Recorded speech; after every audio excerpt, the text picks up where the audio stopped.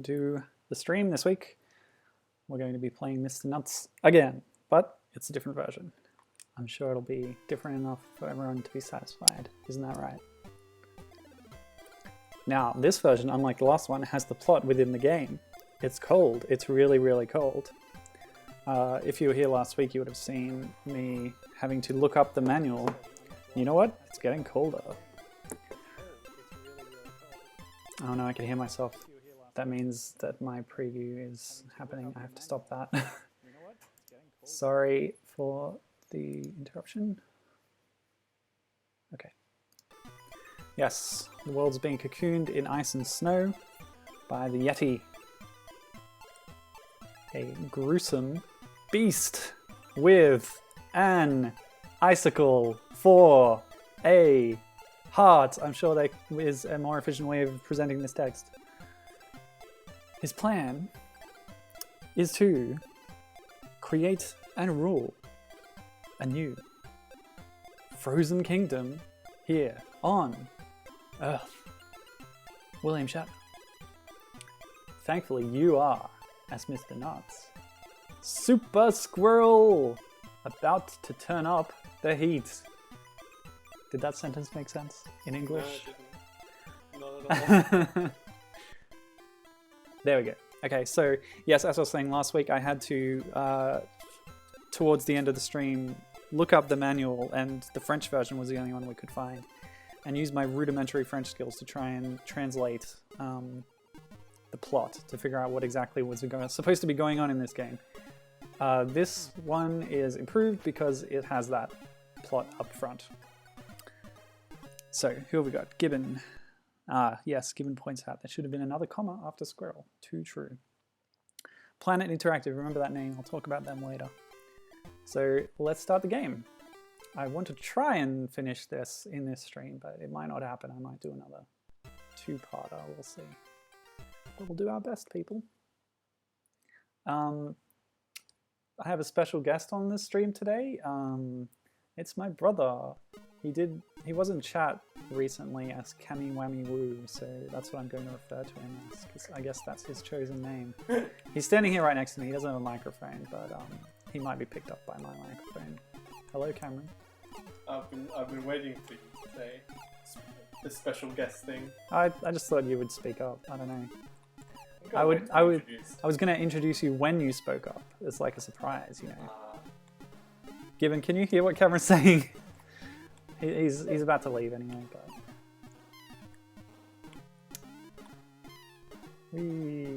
I should not be wasting time. I need to speed run this game. Fast forward mode. Fast forward mode. Yep, that makes it incredibly difficult to play. Okay. Yes. Same hedgehog type things. We did encounter this problem when testing out the controls just before that. If I press down, often it slides over to the left because of just the way we were pushing it, but yeah, apparently the D-pad is such that it's sort of sensitive, and if you're not pushing it directly down, you might accidentally move to the left. So I was killed by a hedgehog because I looked left when I wasn't meaning to. Anyway. Oh, yes, okay, so there is an upper path above the trees. If we jump on these bees, we can get there. Thank you. That's similar to Mr. Nutz one. And yeah, that's one of the things I want to be looking out for while playing this, is in what ways this Game Boy Color version is similar and different to the original on SNES and Mega Drive. Let's get on that treetop again. Oop, might be more hazardous than, more trouble than it's worth. Gibbon says he can just hear Cameron, but not making out too well. Okay. Alright, Cameron's going home. That was his plan anyway. So thanks for stopping by. No. See you around, buddy.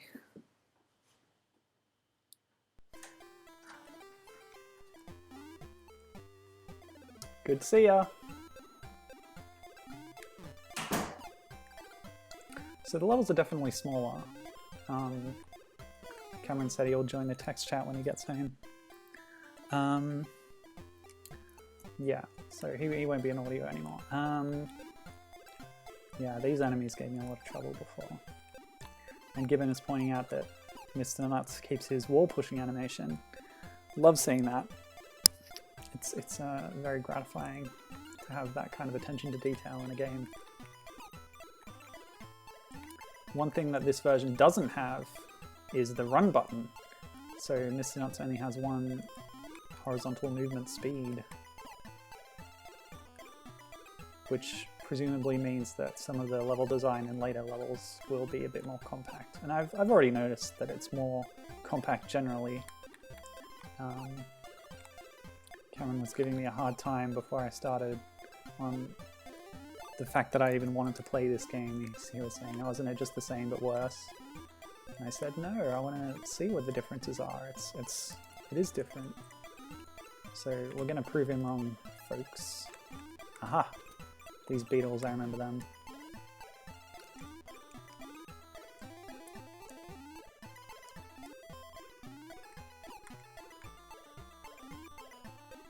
For example, you might find that the 8-bit chiptune music is more appealing to you. I sometimes find that, but maybe not in this case. I don't know. We'll see. Oops!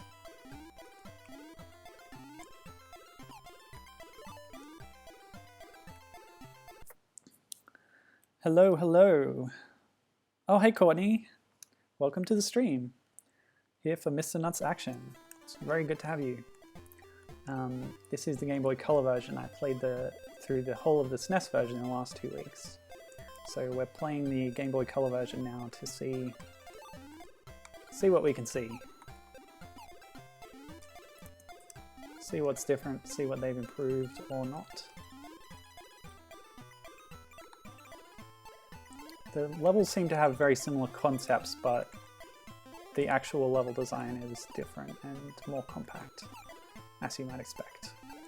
Gibbon mentioned in chat about the the UI. He says a lot of Game Boy games, it's sort of a trend that they tend to have this black strip of along the bottom of the screen in which they put UI for the game. And yeah, I've noticed that too. It's curious. Yes. Pop, pop. Giant house level. Tony's here too, so welcome to chat. Gibbon, Courtney, and Tony. Everyone make sure to watch Alter Mentality's streams. She's really good as well. Or rather, she's good. Better than me. She plays fun games. What game are you playing right now on stream, Courtney? Plug your stuff for a bit.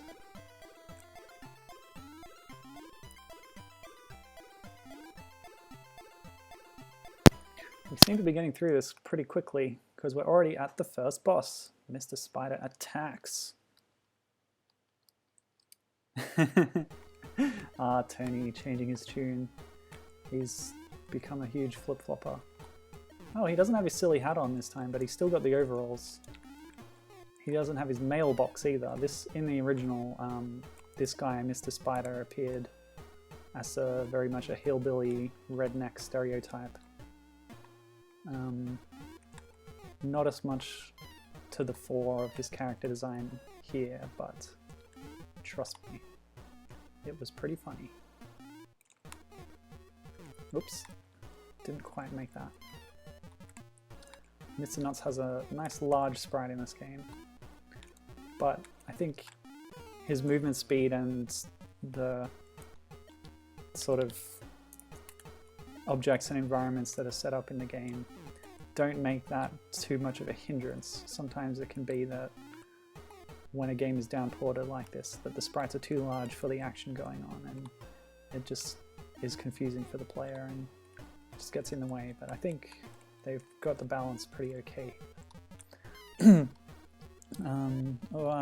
Chat. Yes, I did mention Tony was a flip-flopper. I didn't go into it. He's changed his tune on the Tower of Terror reskin. They changed. Is it Disney California Adventure? They changed the Tower of Terror to be Guardians of the Galaxy themed, and he's been incredibly resentful about that for a long, long time. But now that he's actually written it, he admits that, or he's he's found that actually he enjoys the ride better as the Guardians of the Galaxy ride, or at least they did a good job with it.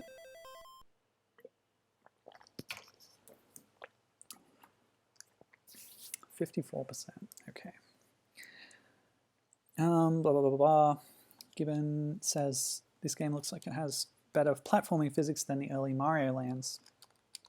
I think Mario Land 2 might have suffered from that thing I was talking about where Mario was too big on the screen. But Mario Land 1, yeah, just had the really dodgy Super Mario Bros. 1 style, like, sort of slippery, weird jumping kind of stuff. Adventure Park. Is that really what this was called? This haunted forest area? I guess so. Okay, they're back. I remember that. The bouncy blocks, I remember that. Oh, oh. Ah, the thing's got a big hitbox. The little ladybugs, yes. That's one thing that was notable about this game. A lot of its enemies are...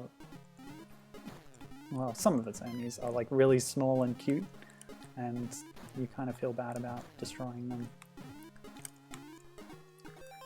Oh, let's just catch up on chat a little bit. Oh, Courtney's just finished 100%ing DK64 yesterday. How exciting. How long did that take all up? That game can take some time, but it's fun. Oh yes, Tito, 101%. Welcome to the stream, Tito. Courtney's doing Breath of the Wild on weekends. That's a good game. There would be much opportunity for fun stream moments on that game, I'm sure. It's actually quite fun to have people backseat driving that game. Or it can be, anyway. Sometimes maybe not so much. I'm not doing well. I'm gonna die, and then come back. Use save states a bit more and try and get through this in one life. Not like that.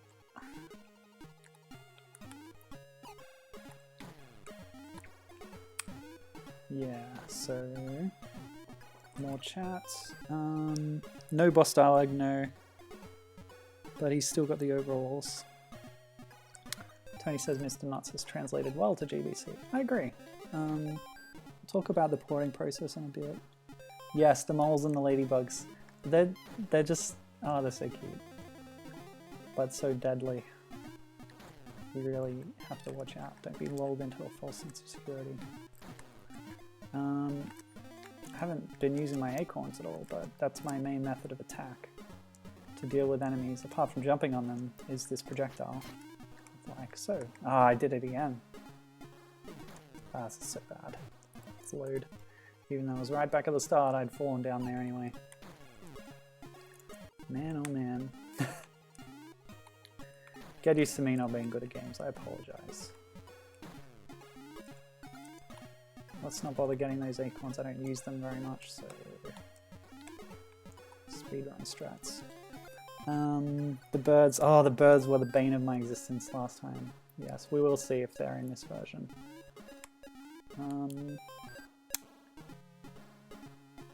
Yes, Tony says the theme isn't as good as Tower of Terror, but the ride is better and more exciting.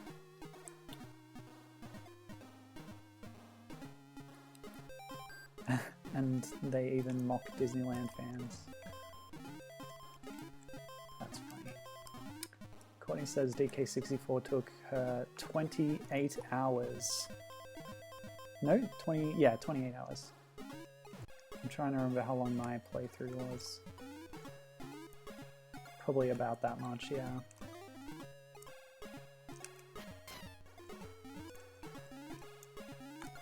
Wow, imagine doing that all on stream.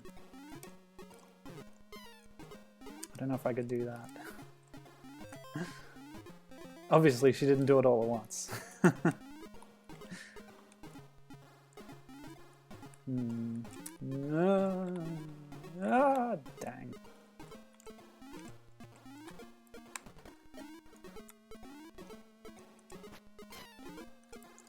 Trying to be faster.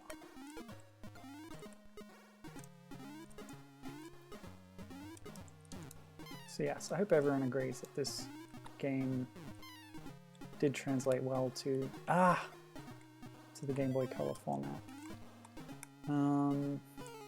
Oh my goodness. Alright, we saved up here, that's okay. How do I get there? It's gonna be tough. Now this will bounce me high enough.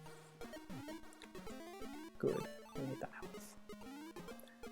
Yeah, so I did want to talk a little bit about the development of this game. The original game as it was made by two people, Pierre Adan and Philippe Desolé, French guys who were working for Ocean Software. Gibbon did a little rundown last time. The birds are back. They're gonna chase me. I hate them.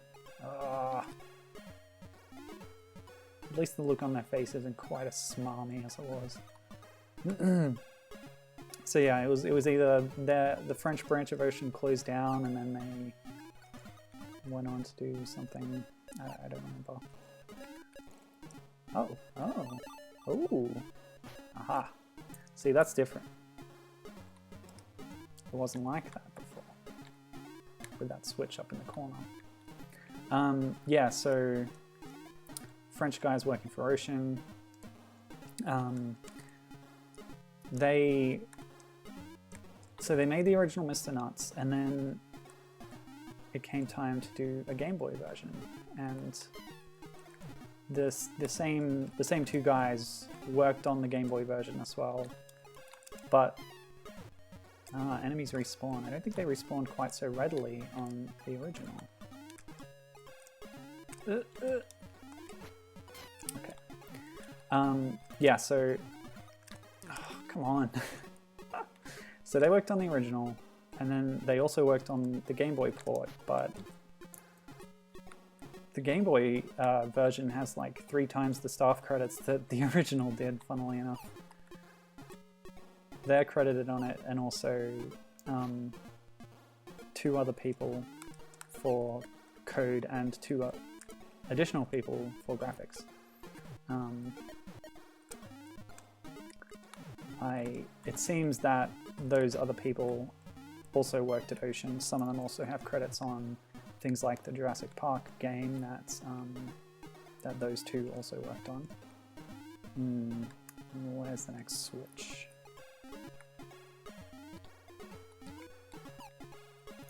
So basically, 2 people made the original, and then they ported it to the Game Boy with the help of some other people at Ocean, other French people, I should add. But this is not the Game Boy version, this is the Game Boy Color version. Wow, that's some coinage. Now coins, I don't really know what they do. There is a later Game Boy Advance port. I said I might play that, but I don't think I will. It's kind of it suffers from the same problem that a lot of Game Boy Advance ports of 16-bit games have, which is they have exactly the same graphics on a much smaller screen, and it's really to the detriment of the gameplay. The advantage of that version is that it has extra levels that were conceptualized for the original but cut. They're put in as bonus levels, but to unlock them you need to get 100% of the coins in a world, and then as you finish the world it sends you to the bonus level. So to do it I would have to get 100% of each world as I go through the game just to show those levels, and that's not feasible, so I'm not going to do that.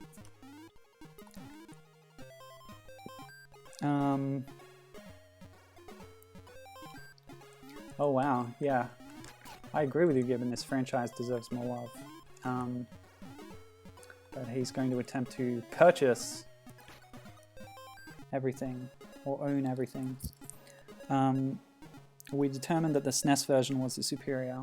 I think it just conformed to my expectations that between the Mega Drive and the SNES,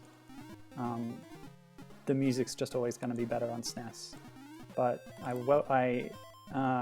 invite you to judge for yourself.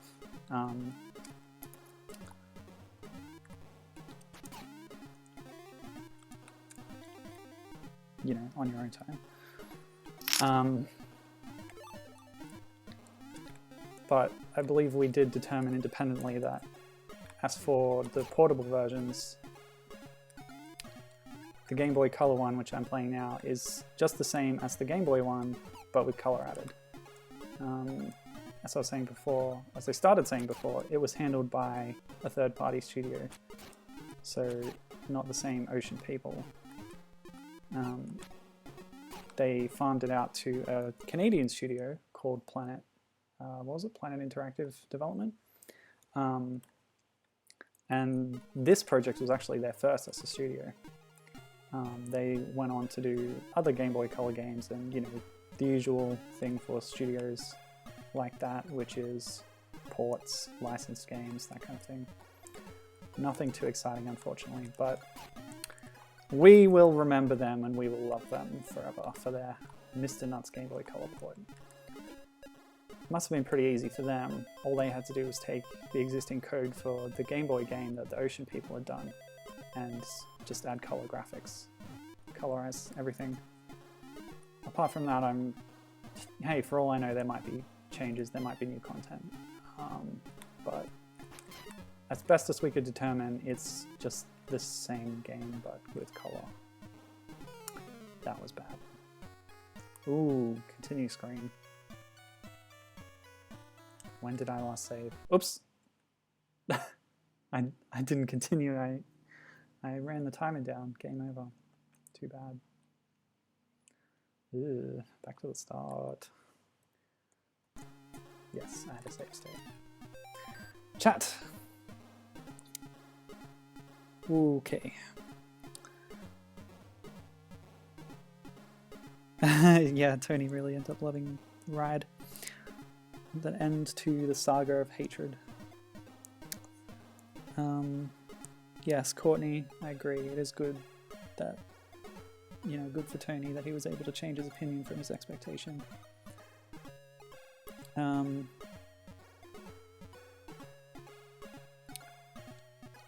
Yeah, Tony, what if there's a completed save file of the GBA version? I don't think that's how it works, because you just play through the game linearly. I'm pretty sure that to get those levels, you just play them as you play through the normal game at the end of each world. I saw a YouTube video where someone had hacked themselves to get the maximum coin total using, I don't know, Game Shark or whatever. But yeah, you basically do have to play through the whole game, and as you do it, there's the levels mixed in at the end of each world. They're not separate in any way on a menu or anything. Yeah, those scarecrows throw their heads to attack you. It's a bit disturbing. Is the end of the level over here? Yep. Cool. Yes, Gibbon says the colorization is quite good.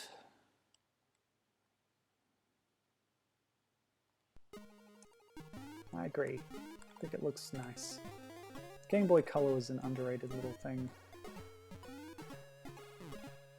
Now, it's a little bit easier to grab those swinging ropes than it was in SNES. Oh, I spoke too soon.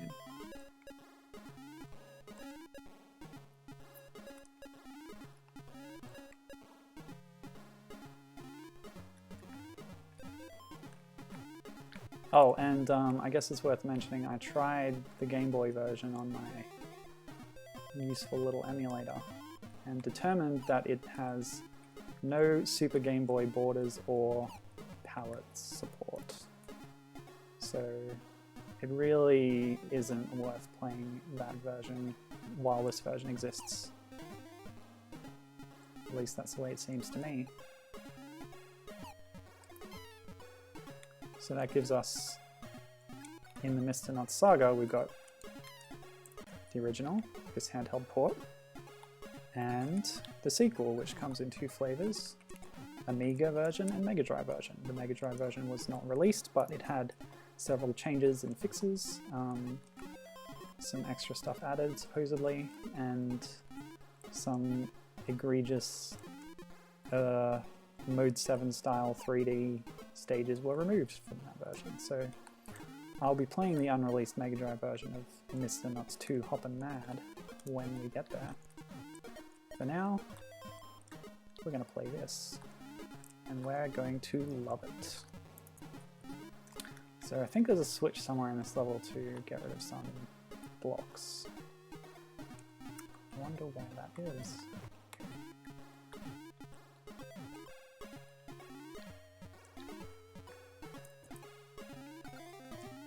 And yes, I did remember to unmap the S button, which I use for save states, from a controller button, so we won't have any problems like that.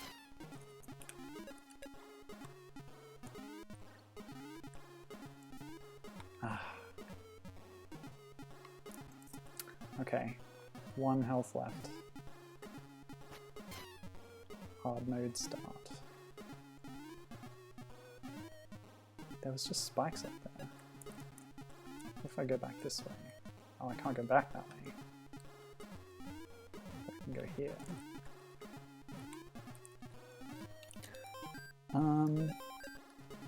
Yeah, okay, so Gibbons dropping some knowledge bombs, thank you. The SNES version was 1993. Oh yeah, can't really go over that. But continuing takes me... oh, to the start of that level. Pretty sure in the other version, continuing took you back to the start of a world, which was pretty annoying. That's not what just happened, is it? No, no. There weren't the swinging ropes on the other levels. Anyway, I'll load back and see if I can do better. Yes, the Genesis version was a port of the SNES version, which came out in 1994.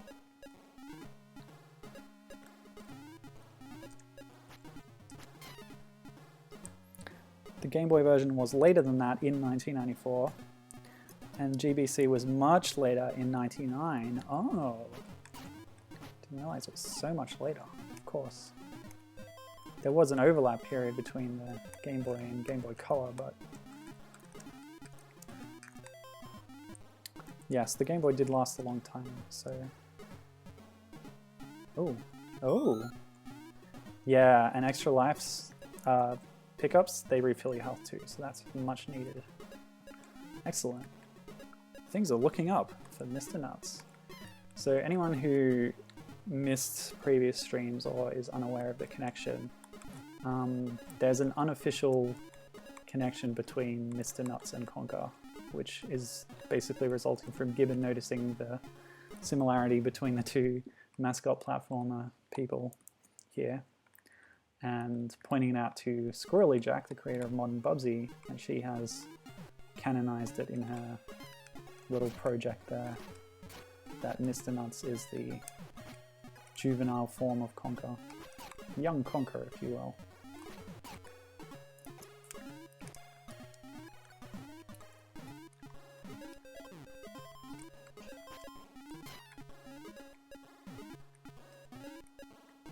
Alright. I remember this set piece with the bouncy blocks. Oh, I missed that thing. Thank you, save states. Oops. I wish coins, like, did something. Oh well. Yeah. Thanks for saying so, Courtney. She said I have a calming voice. And now we're gonna play some Mr. Nutz. I think I could do like an ASMR sleepy time show. I mean, it is late night over there in America, isn't it? I guess I could be sending my audience to sleep right now, for all I know. For me, it's 2:30 in the afternoon. I just got back from playing mini golf with my brother, which is why he was here. We found a pretty cool place on the other side of town. It's mostly a go-kart, an indoor go-kart track, but they also have a kind of back room, and its gimmick is that it's glow in the dark, so they keep it dark in there, and there's ultraviolet fluorescent tubes in the roof. And yeah, there's like fluoro colors everywhere, so it all glows. It's pretty cool, although it was a little bit hard on the eyes after a while. We went out with our eyeballs feeling kind of itchy. Yeah. It's pretty fun though. Good little course. Oh, that's the end of the level. Jeez. I don't even realize it sometimes. You can sort of backtrack for collectibles, but yeah. There's a lot more sub-stages in this world. I'm up to 7 now. Ah, so much health. The house. Witch's room. So here's the boss of this world. Yes, Mr. Nutz Hoppin' Mad, the sequel, which started as a different game until Ocean said, oh hey, that looks like Mr. Nutz. Why don't you reskin that? That happened after a developer change, I think. The original team went out of business or something. I will look all this up before I actually play Hoppin' Mad, so have more of a handle on things. But yeah, released for Amiga sometime in 1994. So we remember this witch looked a bit like the hag from Snow White, but a notable feature of her was that she had a toucan beak. It's not really as noticeable on this sprite, but she does still have that big nose that suggests it, but it was definitely like colourful and striped and much larger in the other version.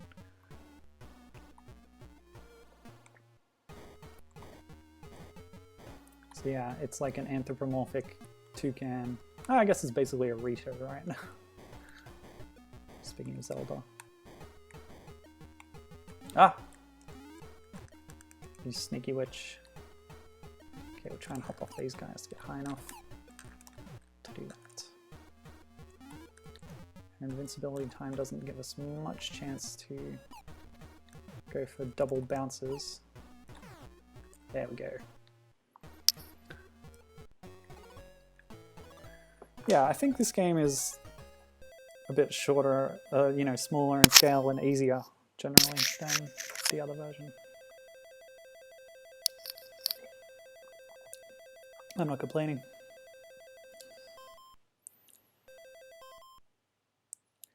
Um,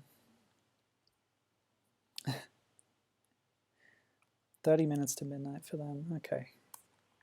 Well, I'll understand if you have to go to bed. Oh, passwords. And an energy. Yes. Okay, fine. Go, go, go.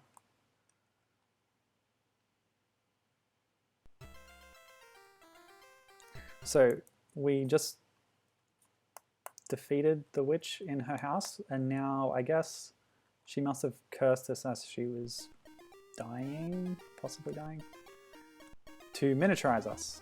That's my justification for what's going on here. Ah, now we speculated on whether this would be a set piece here, and it is. It's not a chair, it's a stool, but you do still have to push it. So yeah, that's good. Tiny snail, very cute, but again, deadly. Watch out for that. I don't have any acorns yet. And I can't seem to reach it, actually. Can I double tap to run? Oh, I can! Can I? No, I can't. It just kind of looks weird when you double tap.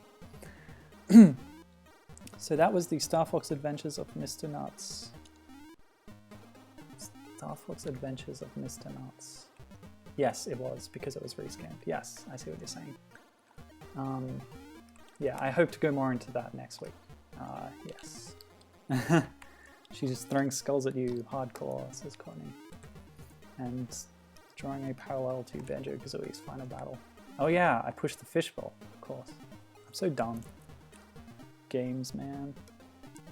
So Hoppin' Mad started life, says Gibbon, as Timet the Flying Squirrel by a group from Kaiko that later formed Neon Studios. Ocean was granted publishing rights. We have a different kind of bee in this level, by the way. So Ocean got the publishing rights and replaced Timer.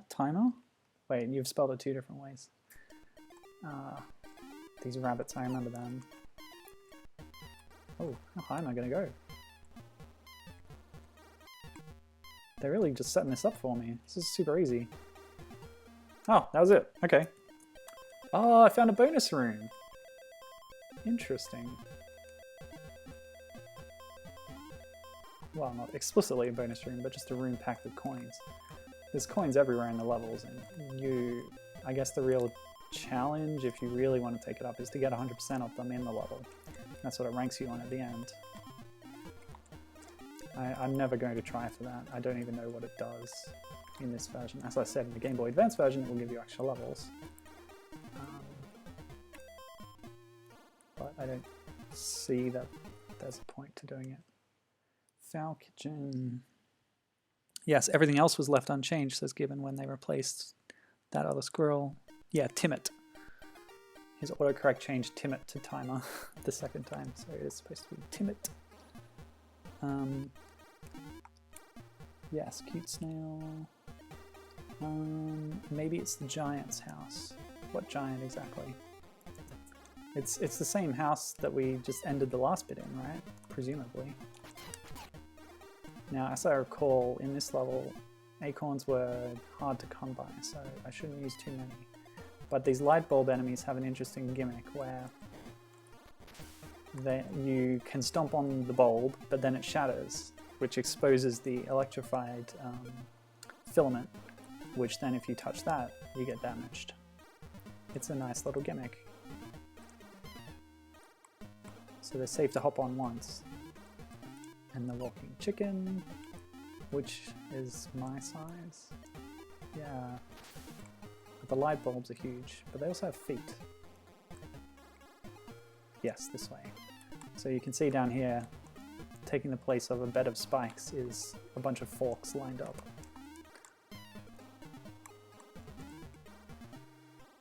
Oh, we're low on health. We're gonna try and go and get that extra life so we can refill our health. Seems to be more acorns in this version. That's okay. We're going for that life. We're gonna do this. Everything's fine. Yes, good. See you, folks. Yes, telling me to push the ball. Thank you. The ogre pupper giant, of course. I remember that giant. He was much bigger though. I think this house is not even on his scale. We're hopefully going to see that giant later. He's the boss of, is it the Cloud World? Oop. I think I just skipped a bit. Nope. Took that badly. Oops.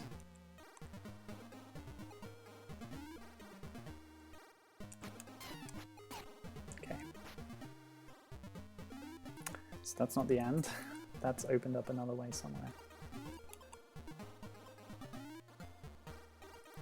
Let's just take a minute and appreciate the music.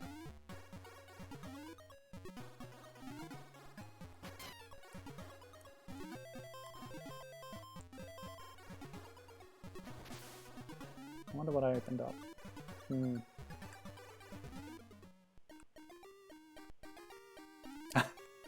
That was kind of an abrupt restarting of the music track there. Not so good. Maybe over this way? Get the health anyway. No, this isn't where I need to be. Look at that switch I've opened. Maybe it's all the way back at the bottom level. Ow! No, because I went all the way to the left. Ah! Stupid respawning enemies.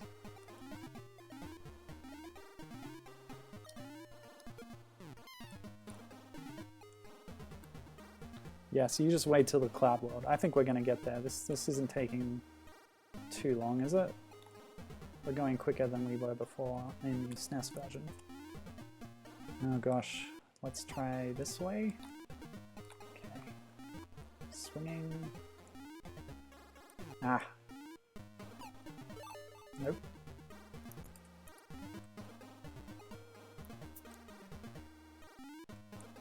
Isn't this where you go up to the thing at the top and then fall down into the drains? I do see a pipe going down there. Maybe that's a hint. If so, I would appreciate that. That's cool. A nice touch. But it remains to be seen. You definitely go down the drains at some point. Whether it's now...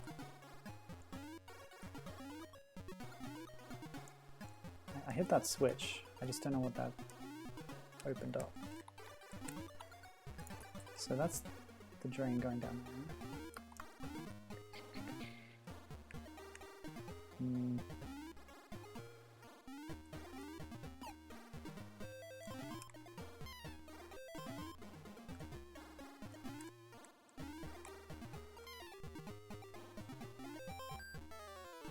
Oh! That was it. That must have been blocked by things earlier. I remember getting the cup. Yeah, I remember that. Yep, sorry about that. Foolishness. So this is the next part of this level where you're even smaller than before.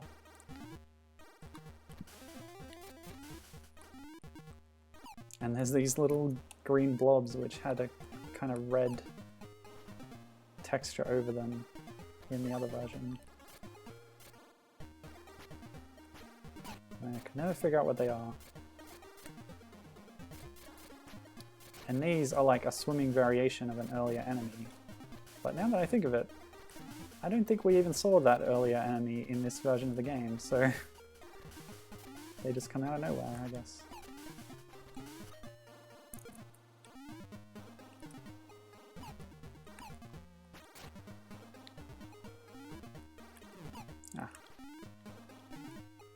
There was nothing there.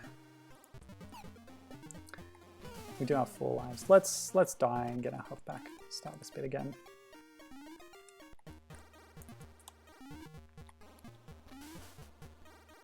Some acorns. Notice the blue around the acorn sprite was a different color to the actual blue of the water. You can bop on enemies while swimming. It's not like one of those cruel Marios or Donkey Kong countries.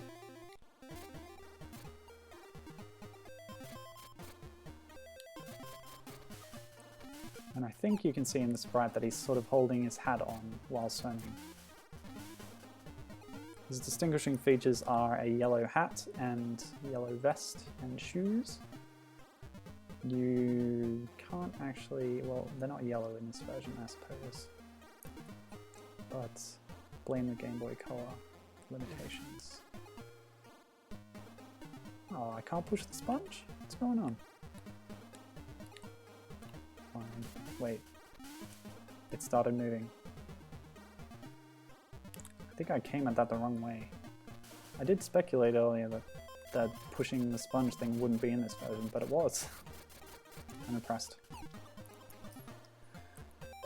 See you later, Tito. Thanks for coming. Yeah. It seems like a lot of stuff from the original has been preserved in this game in a slightly scaled back form. So it's pretty impressive. I'm back here now. So I went the wrong way at some point. Did I go this way before? No, but this is just coins. What do I think about the Super Mario Advance remakes? Well, welcome back, Courtney.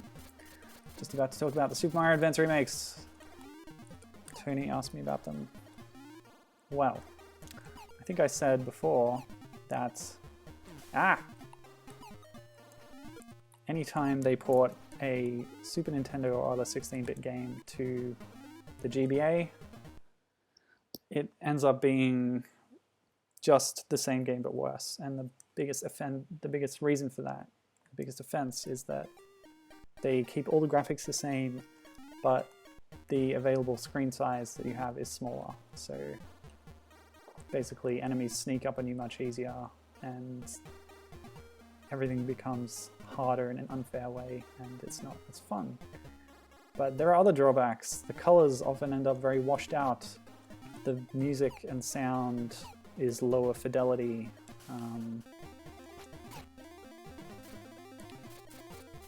They might add, you know, a couple of nifty new features, but all in all, it's generally not worth it. Look at the Donkey Kong Country ports. They have, what, new minigames, some new collectibles. DKC3 is a whole new world, but still, I would never play those versions first. I would never recommend them for new players. Because, well, especially for Donkey Kong. The aesthetics are very important in those games, and they just don't come through at all well on the Game Boy Advance. So for the Mario Advance remakes, you've got, what, Robo Birdo in the first one, added Yoshi eggs, some new giant objects, you know, a couple of new kind of features added, tacked on really. But compared to, well, you wouldn't compare them to the NES version. I'd say they're clearly improved on the NES version. But compared to the Mario All-Stars version on the Super Nintendo, I would prefer that version.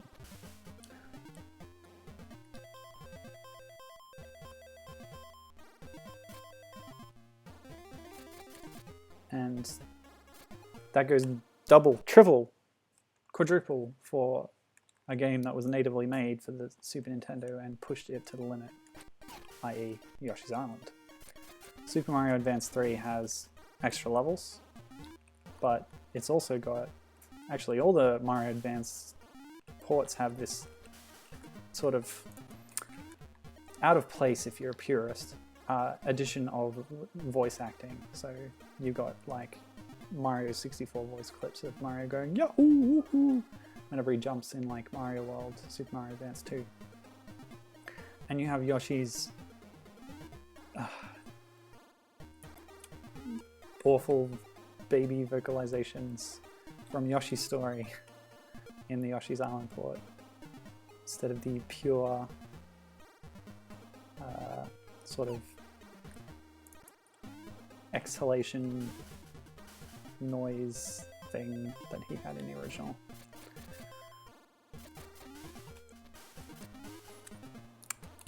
And then you've got Super Mario Advance 4, Super Mario Bros. 3, which it had those stupid e-reader levels, completely unnecessary. Just locked half the game away behind this stupid, like, real-world collectible that you had to buy.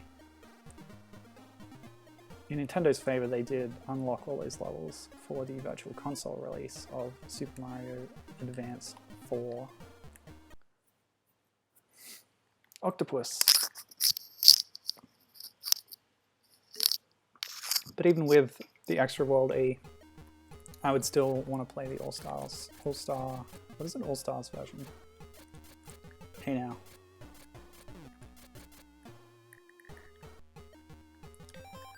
Okay, now that I had that huge rant, let's see what chat wants to say about it. Yeah, Gibbon says that Super Mario Advance 1 is the definitive version of Mario 2 USA, because they basically remade the game from the ground up. Yeah, I'd say that version has the most changes and stuff. At least if you don't count BS Mario USA that had like the extra cutscenes and stuff. Okay, new graphics, new animations, level redesigns, some new bosses even. So yeah, Given might have a point there. It's still got the screen size issue though, and that's the main thing, because gameplay is what you're doing in the game. Like, however much nicer it looks, and that's debatable because, you know, it's not just a GBA game, it's an early GBA game, it's the first one of these. So the colors are even more pastel-y and washed out than they are in any of the other ones. That's a problem, I think. So yeah, as I failed to point out when I fought this guy 2 weeks ago, I am now making the connection that he's a bit like Bubbler from Diddy Kong Racing, from off of Diddy Kong Racing, for what it's worth. So 1 health bar not equal to 1 hit point in this version for bosses. I've noticed that.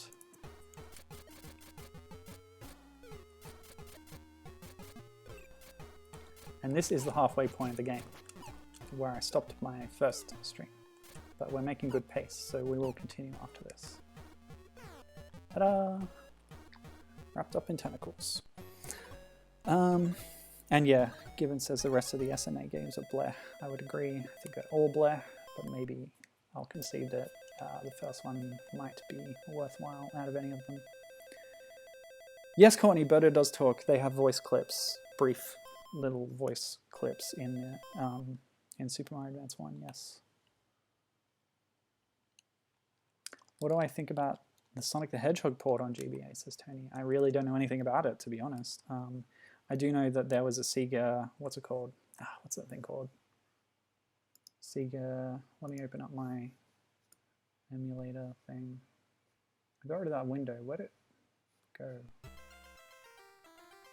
Maybe I can't even get it back. Oh well, I can't get it back. I don't know what it's called. I think it's called the Sega Smash Pack, but don't quote me on that. Where they ported a few Mega Drive games to the Game Boy Advance.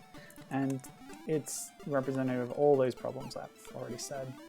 I'm talking about the Echo port here, which is the one I looked at. There's 2 other games on that thing, I don't remember what they are. I think Sonic the Hedgehog's one of them, and I don't know, Golden Axe or something. This is bad, I need to die and get my health back. Volcanic Underpass is a hard level.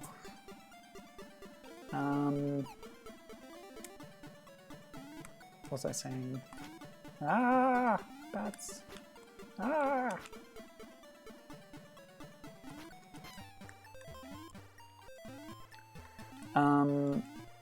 Yeah, I know there was other Sonic the Hedgehog ports on GBA. I think? Maybe? Yeah. But I assume that they have all the same problems.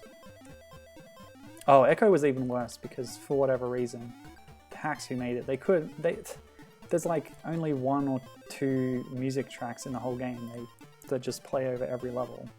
That's awful. That's a crime against art because Echo has great music.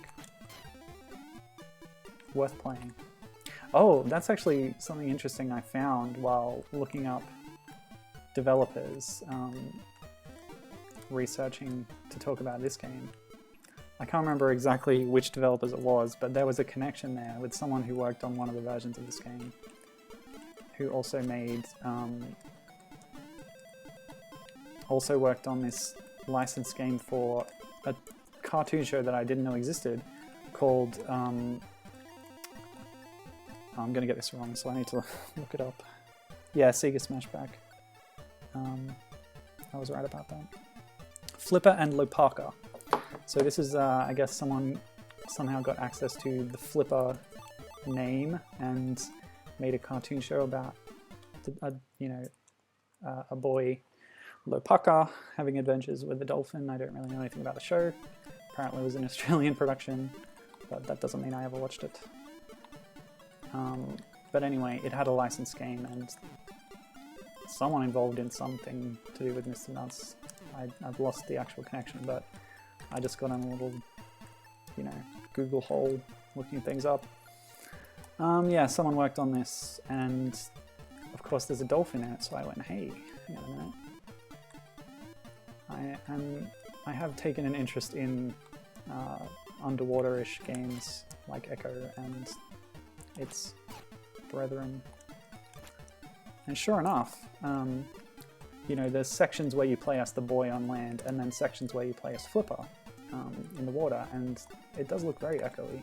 So, hey, I might even try that on the stream one day, who knows? Since I'm all into 2D mascot platformers. Oops. Alright, we'll keep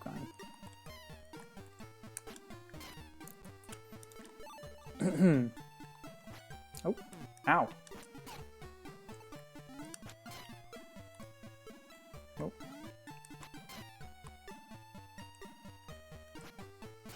I remember this, going down a big shaft with a vine.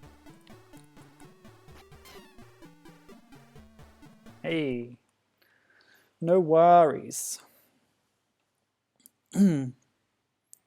Yes, it is a shame that, Tony, that Yoshi's Island will never be released on Virtual Console.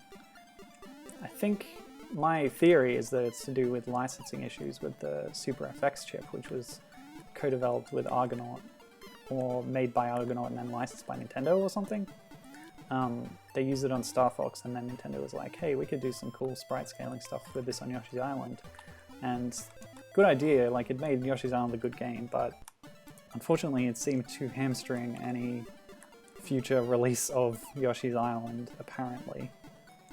Because they've never released the real version of it, they always put out this stupid bloody Game Boy Advance port, which sucks.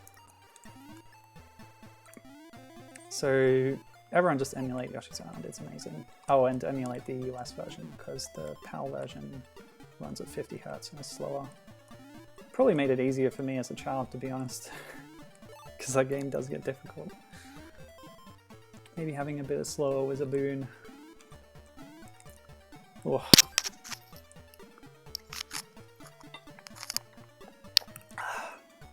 All this talking wears out my throat. Okay. Tony's telling me I should play Mr. Driller, which is a great series. Donkey Kong Country of Dig Dug. Okay, cool. Was Mr. Driller on Game Boy Advance, I think? Is that a third kind of bee, or did we already see that kind of bee in the last level? So, I think some of these worlds are kind of two environments meshed together. It seems like maybe they had more ideas than they could work in time, so they kind of mashed them together into one world. Instead of the volcano having a boss, there's just a short volcano bit and then a cloud bit and then the boss of that. Yeah, I don't know. Maybe one day we'll have an interview with Pierre Adam and Philippe Dassault. Of course, I don't speak French that well, as you can tell from my attempted reading of the manual last week. Yeah. 3 lives. Is this the boss now? Yes! Ogarum Papas! That complete nonsense name. Maybe that's sort of untranslated French. Ah yes, all in one screen here. It doesn't scroll across. That might make it a little bit easier to avoid the hands, actually. Oh, that is the reason. Oh, that's fantastic. Gibbon confirming, an ex-Argonaut dev has said that they wanted to release Star Fox 2 on Virtual Console, but the licensing issues are holding them back, since Argonaut doesn't exist anymore and the rights are a mess. Yeah, so Argonaut made this chip, and they, like, Nintendo can't license the emulation of this chip from them because they don't exist. Ugh, what a bloody frigging mess. That's so annoying. Anyway. So there's a few DS games. I like the DS. There's a good Mr. Driller DS game. What's the best Mr. Driller game, Tony? and I might play it on stream. Luckily his head isn't damaging me or anything. Oh god.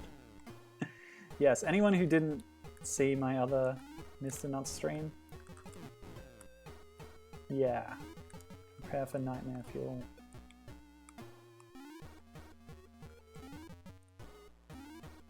Okay, the tongue is not quite as disgusting as it was on SNES. He needs to get lower. Yes.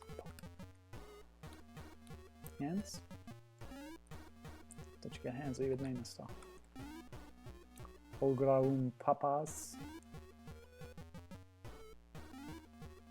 Of course, if you're pronouncing it in French properly, the S would be silent. Get down as slow as you go. Looks like his hurt box is sort of jumping on his eyebrows kind of thing. Okay, so in this version, oh yeah, I wasn't watching that. I wasn't saving, so go back here. It's a little bit more horrific on the SNES, where he doesn't just pop out both eyeballs that then bounce around. He pops out dozens of eyeballs at a time, and they go flying all across the screen, and they're just rolling out of his face. It's really disturbing. Those empty sockets are actually pretty disturbing in themselves too. So if I get high enough, yep. He becomes vulnerable after I destroy both sets of eyes. Okay, so it's only 2 at a time in this version. Still disturbing. Oh, how much health do you have, dude?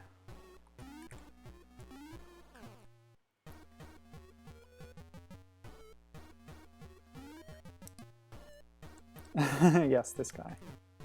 This guy is quite something. It's this boss that really kind of cemented how amazing this game is to me.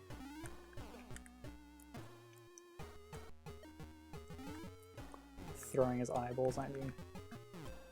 Ah, I fell for it again. Pop. His attack pattern isn't changing much. Can I get some? Nope. Oh, come on. There we go. He really has to get to his minimum height. Oof!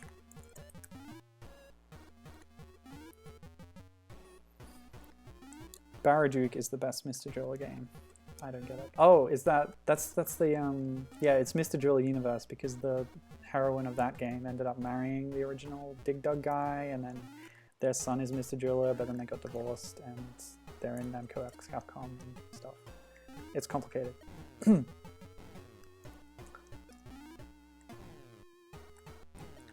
Oh! Didn't get high enough, but he comes down to me. There we go. Eat it, son.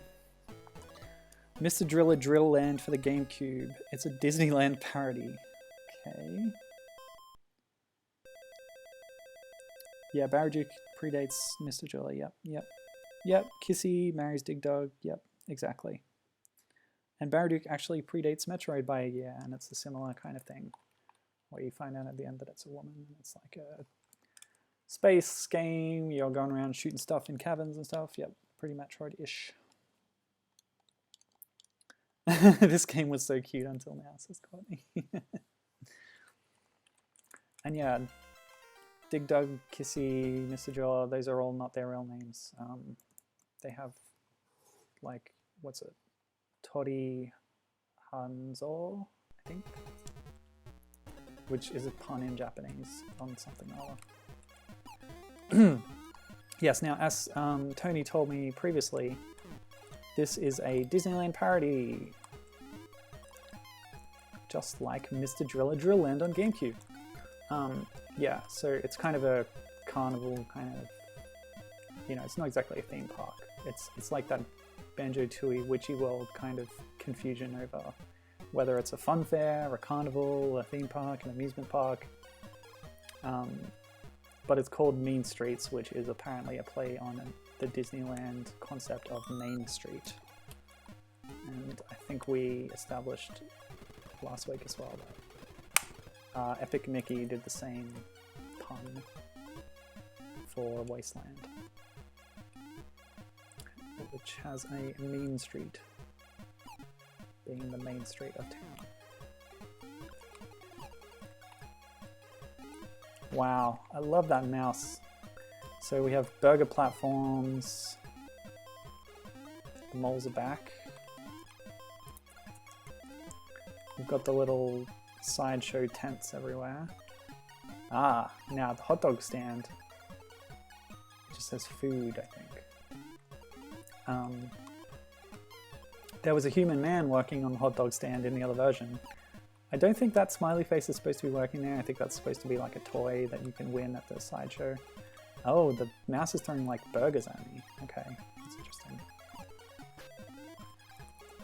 I can make them out because I think they're moving slower maybe. It's kind of lobs a burger.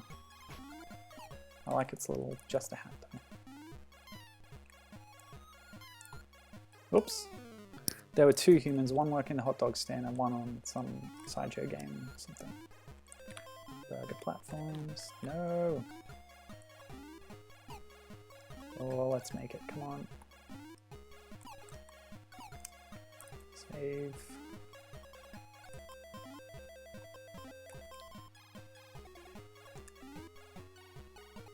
Ah! Ah, the tension. Oops. Ah. This whole game is a Disney parody. Yes. Gibbon says, after that boss, this game will now resume the cuteness. Oh, I thought I could make that, but I was so wrong.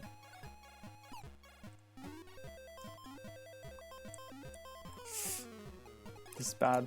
I just need to get past the screen so I can die and get my health back. That's what I'm trying to do. Just avoid these bees. Ugh.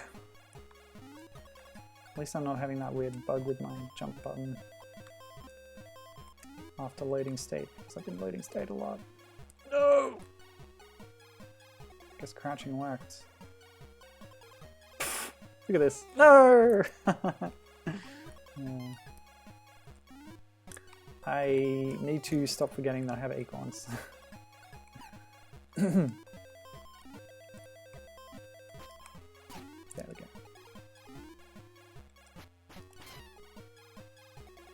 Surely. Yes! Thank goodness.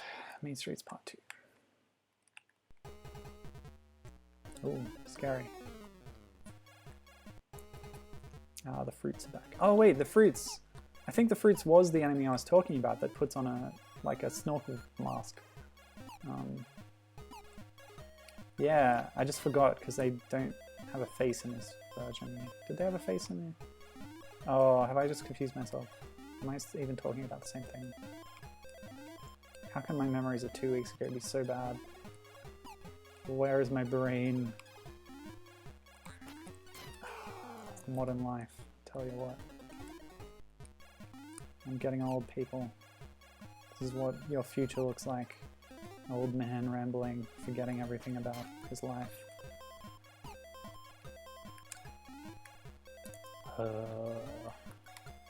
Anyway, check out this cute squirrel.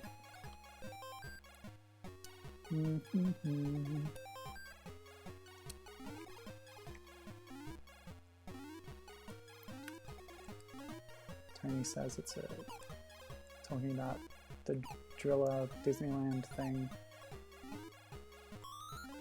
It was around the time that Disneyland Paris opened. Or Euro Disney, as I think it's called. Oh, I'm low on acorns. Did I lose them when I died, or are there just not many on this world?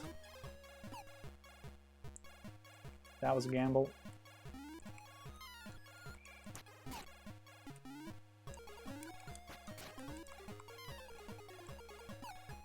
You can sometimes lure flying enemies to bop on them to get to a higher path. I remember that being a thing with these birds on SNES. The birds aren't quite so aggressive in this version. I don't think they're, you know, to the same extent my, you know, awful nemesis kind of thing.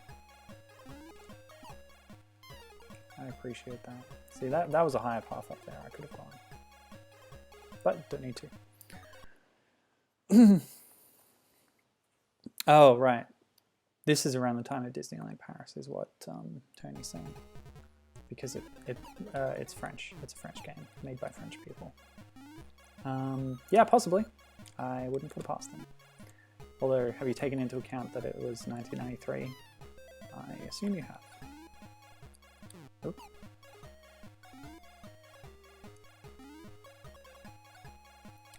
Notice how the background has shifted from day to night over the course of 3 levels. Fun stuff.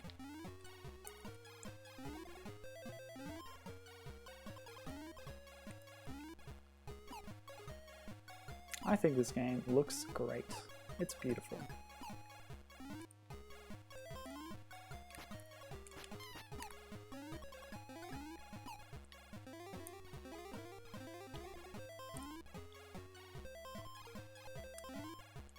Picking up coins out of habit, they don't really do anything. Oop.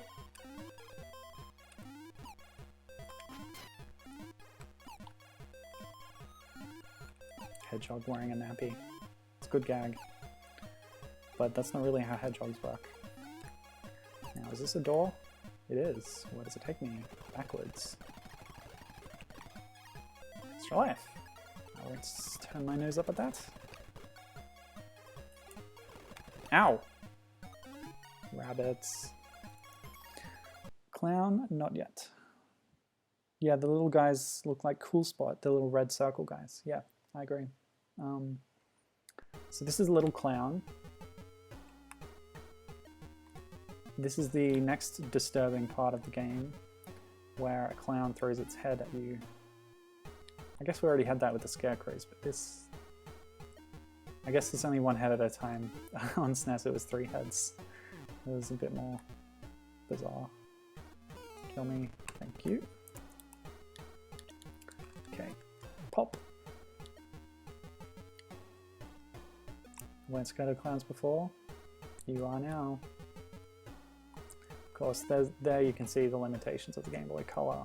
When the head is removed from the body, its palette can only support 2 colors. Now, that's much less of a Christmas pudding barrage than in the original.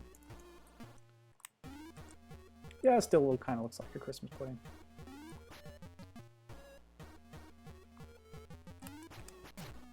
Yes, acorns work, but I've only got 1 left, so can't rely on that. Damn. I got my hit in still.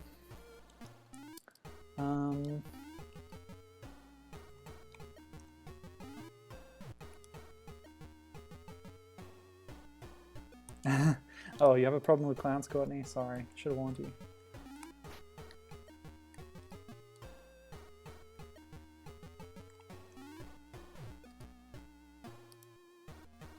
Right, right. The SNES version had Mode 7 scaling on the clown and rotation in the heads.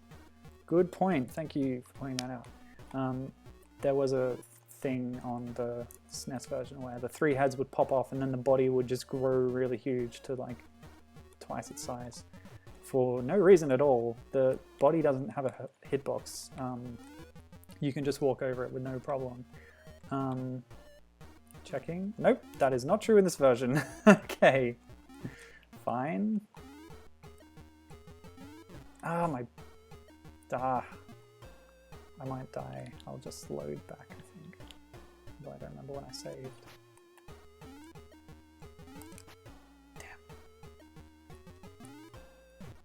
Sneaky head. Oh. Damn. Yeah, okay. This is after a few hits. I'll take it back here. Okay. Oh, not that big of a problem. But she does have a problem with clowns that throw their heads at you. I think that's a fair position to take. Christmas puddings.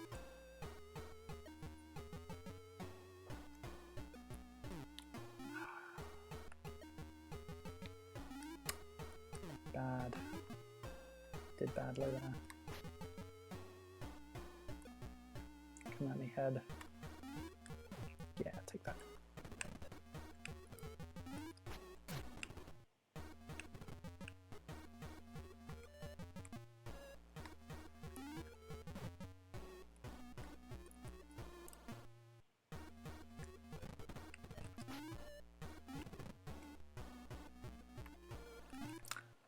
This guy, I don't know. His behavior is a bit exploitable. I think generally the bosses in this version are a bit easier than this SNES one.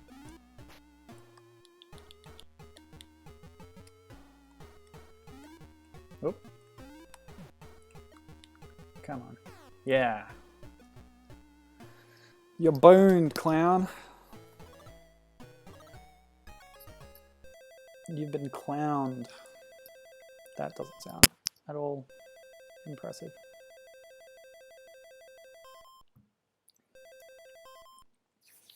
All right.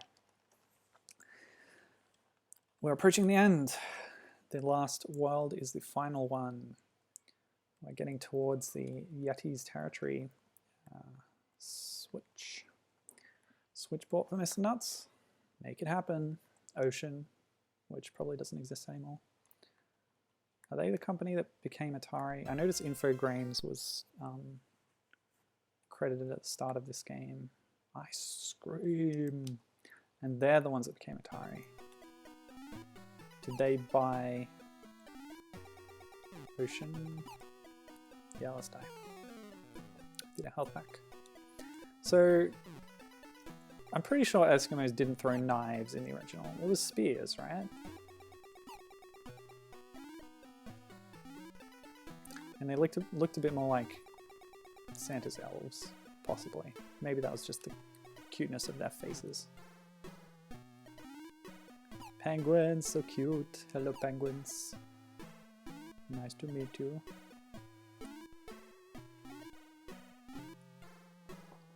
Ouch. I remember those birds. Tiny little birds carrying a big snowball. Good stuff.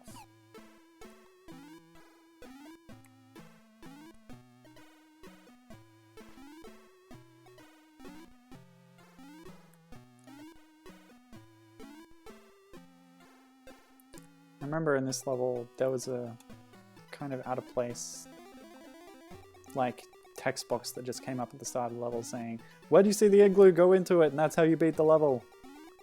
Didn't have that in this version. Ah, now here we have the Grug monkey heads.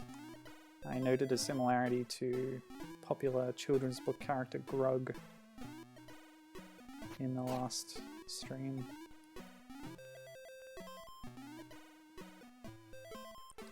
Ted Pryor, author of Grug, declined to comment on any similarities.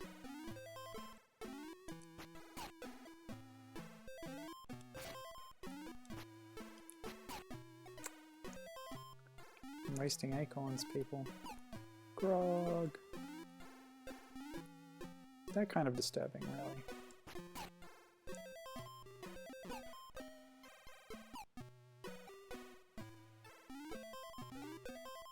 Health, thank you. Popo and Nana throwing knives. Lords of Lord come too.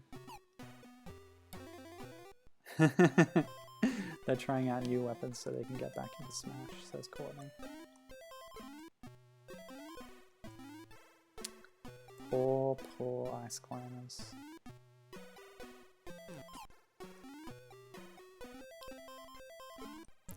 They were even cut out of their own Game & Watch game. There's that game called Climber, but the hero is not Popo or Nana. Ice Cream Part 2. So yeah, the inside of the igloo is filled with like ice cream and stuff. It's a little confusing why that is. Whoop.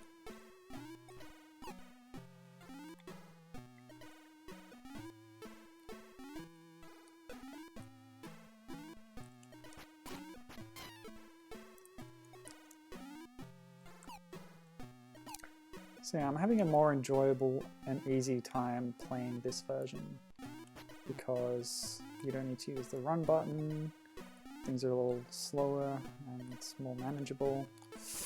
No, what did I say?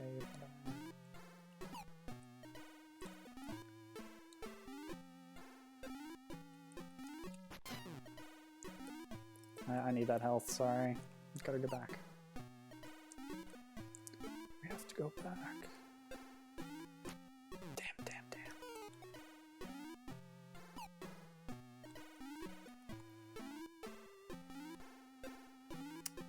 You bird. You bad.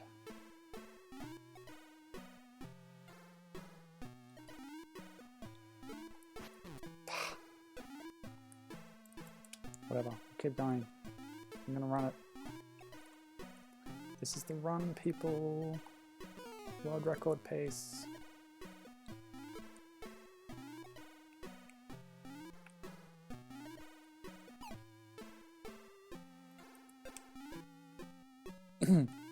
Oh, thank goodness.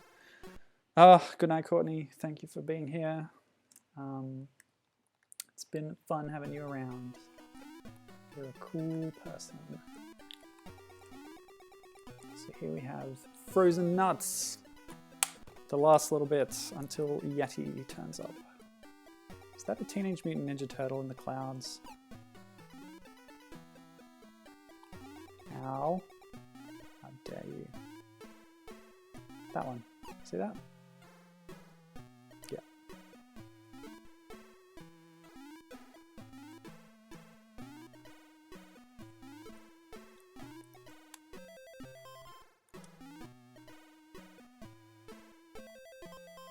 That coin seems to be pointing me somewhere.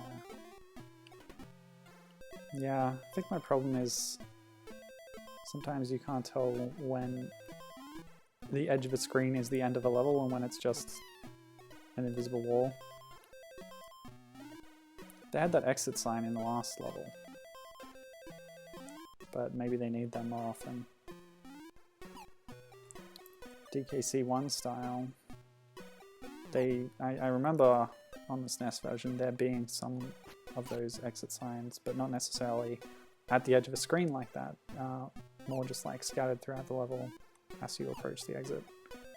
Sometimes a bit misleadingly, I think. Oops, not that way. Go back this way.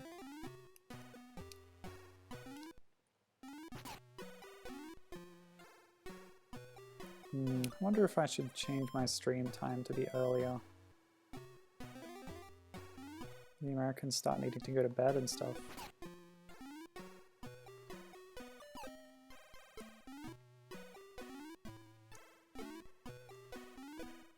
Because I could do it before my lunchtime, in which case, what's that, like 4 hours earlier?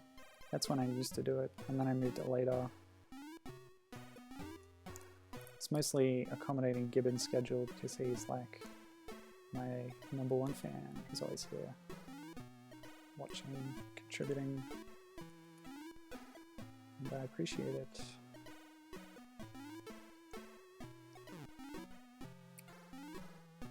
Ah, Gibbon's gonna stay up and watch.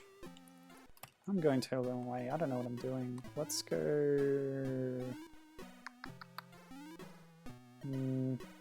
There is only this way, going this way. Oh, that's it. Oh, good. Cool. Yes, perfect attendance must be achieved.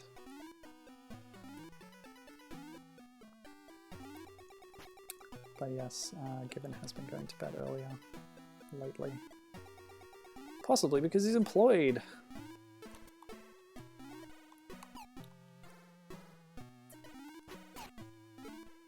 He's now working for the man, aka Microsoft. Guess they're not as much of the man as they used to be.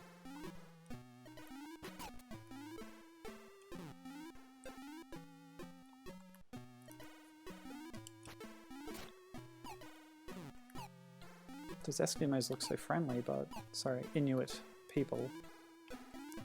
But they're in league with the Yeti somehow. so they must be stopped. See, that was one of those misleading exit signs. Guess it tells me I'm going the right way, but like level design could tell you that. Oh! Oh, geez, Gibbon. I feel like I'm ruining your actual life. Cancelling dinner dates just to watch my stupid stream? You kidding?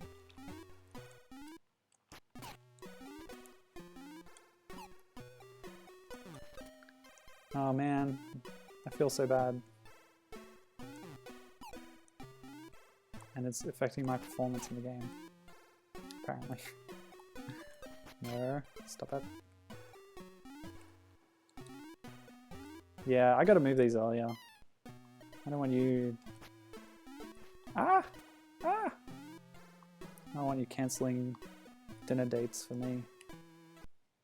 Oh, I just postponed it now? A few months back? Okay. Oh well. Well, let me know if you want me to change the time, I guess. I can easily do that. So this is Mr. Blizzard, the Yeti that we've been hearing so much about. Well, he literally came out of nowhere in the other version. But that's only because I didn't have the manual. He's explained in the manual and on the back of the box. Is it on the back of the box?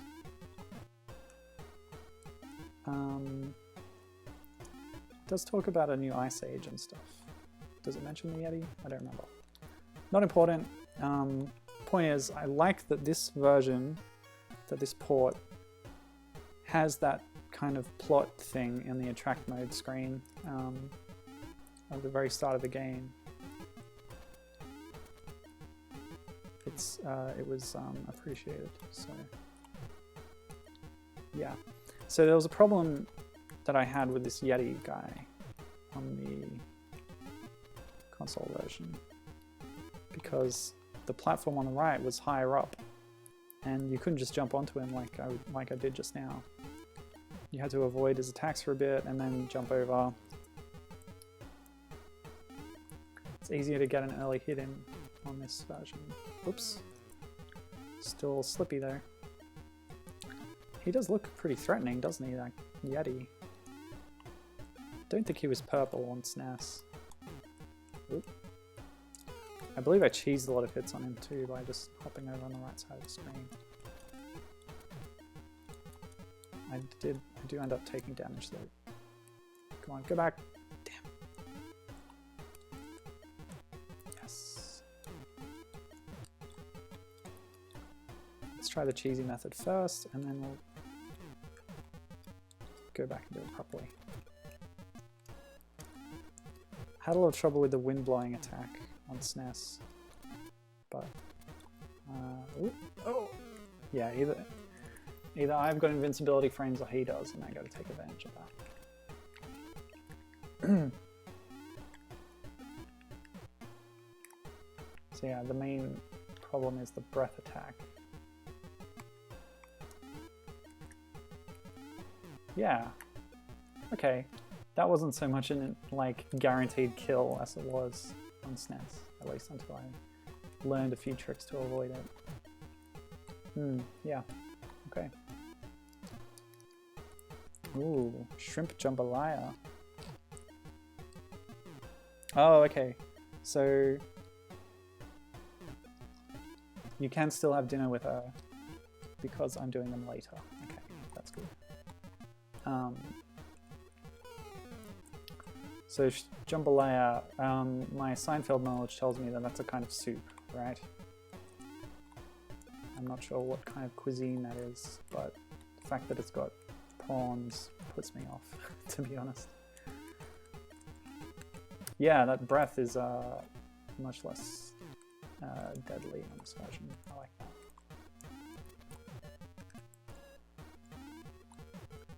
It just pushes you off the edge of the screen, basically. Whoop. Whoop. Yeah, bad. Yeah, I'm bad. Ooh, I'm bad. I'm really, really bad.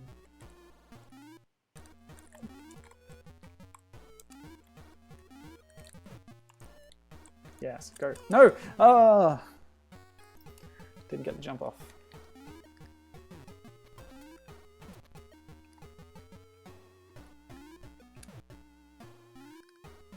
Ah, I like that. Okay, if I don't bounce off him by holding the button, I can get another hit on him before his invincibility wears off.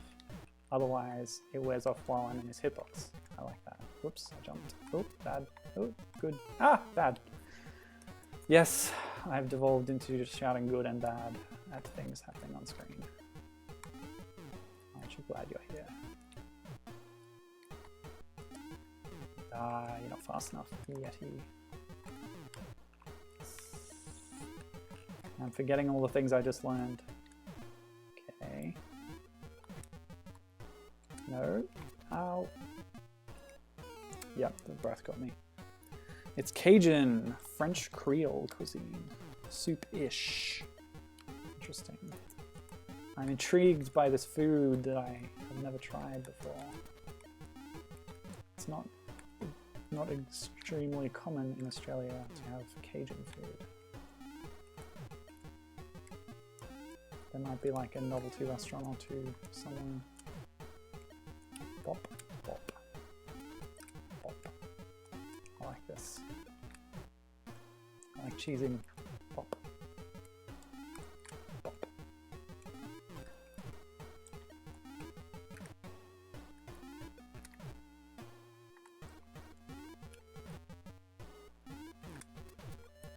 I'm stronger than you, Yeti. I'm smarter than you. You're going down. No more ice ages on my watch. Actually, I heard the other day that we are actually already in an ice age. The fact that there's ice on the polar caps means that technically the age we're living in is an ice age compared to other geological ages of the world of Earth's history. Fascinating stuff. No. No. Got close there, folks. Pop. Oh, ah.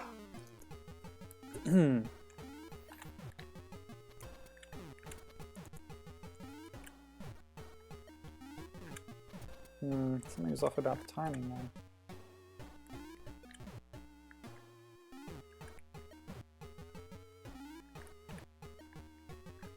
Ow. No.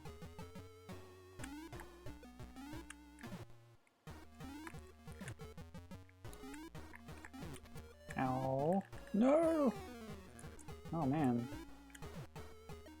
I guess I underestimated Mr. Blizzard. Ow. Didn't get the jump off. That was a jump.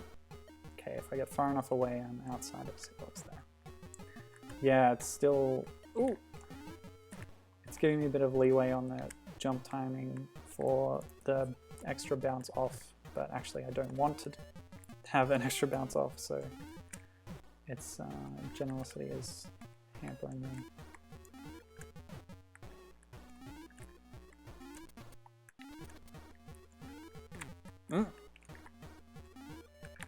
Gotcha.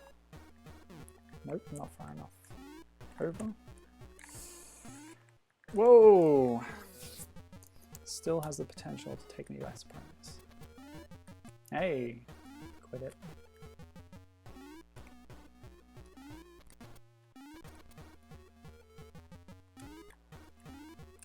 Take it slow, take it easy. We got this.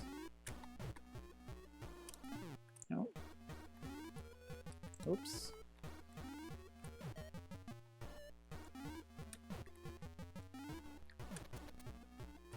No!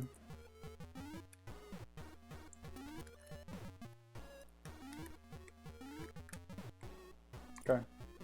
Nope. That wasn't a jump. That's a jump. No. Go. Okay. Yes. Yes! We did it! Oh, that's a new screen, I think. Maybe? No, I'm misremembering. There was a screen like this. I think. Ah, what's the point of comparing two versions if you don't remember the first version? My poor memory. Well done. You faced all the dangers that have threatened you. You have defeated all the creatures under the service of the Yeti. For hours and days, you have braved all the traps. You have saved the Earth from a new ice age. Yeah, just like the original, there's some pretty awkward English in the text. Thanks to you, the Yeti will never frighten anybody again. Yay! Thanks for the support, friends. Oh, there we go, final score. I got less than half the coins, but that's okay. Okay, credits? No credits? Come on, give me some credits. So this is why Moby Games didn't have any information on the developers of this game. There's no credits!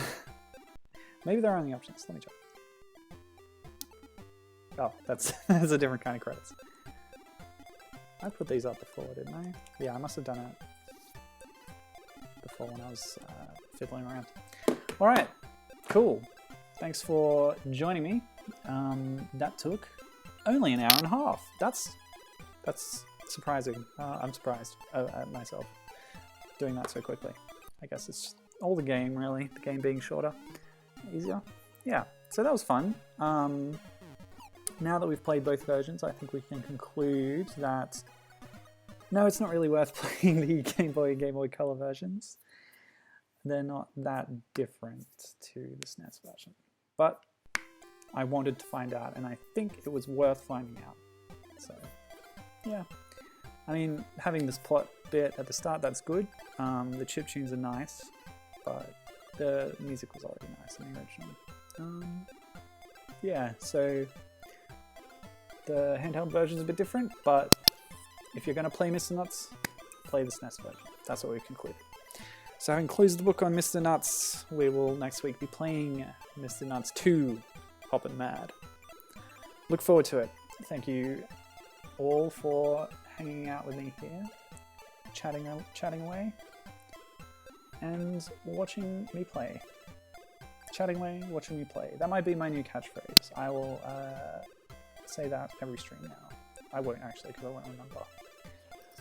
But anyway, until next time.